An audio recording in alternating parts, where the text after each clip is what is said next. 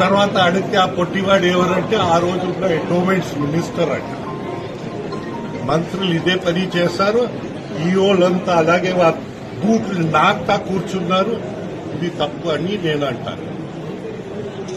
పారదర్శకత ఉండాలి. Trust board దేనికోసం అంటే పారదర్శకత కోసం. ఆ పారదర్శకతలో ఏమేం ట్రస్టీస్ చూపించాలి అదంతా చూపించాలి. వారు ఉత్సవ విగ్రహాలుగా కూర్చోపెట్టడం కాదు, వారి మనోభావాలు ఏంటి తెలుసుకోవడం, వారు ఇది చేయడం కాదు, ప్రయత్నాలు చేయడం కాదు, ఆ దేవుడికి సేవ చేయాలి. అది వారు చేయవలసిన విషయాలు.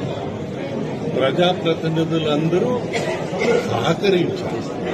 అడ్రాగంట ఉండడం, కావాలంటే నేను తాళం వేసుకుని క్యూ ఆపేస్తాను, నా జేబులో పెట్టి అక్కడ కూర్చుంటారు, నేను పంపించిన వాళ్ళని లోపల పంపిస్తానని ఇది ప్రజాప్రతినిధుల ప్రవర్తన. ఆ పిరికి వాడియో అది కూడా కంట్రోల్ చేయలేని దుస్థితి మన రాష్ట్రం వెళ్ళింది. అలా రాకూడదు. దయచేసి అందరూ ఆ ధర్మాన్ని పాటించండి. మనం అందరం మన ధర్మాన్ని పాటిస్తే నీట్ గా అన్నీ జరుగుతాయి. అన్ని మతాలు గౌరవించబడతాయి.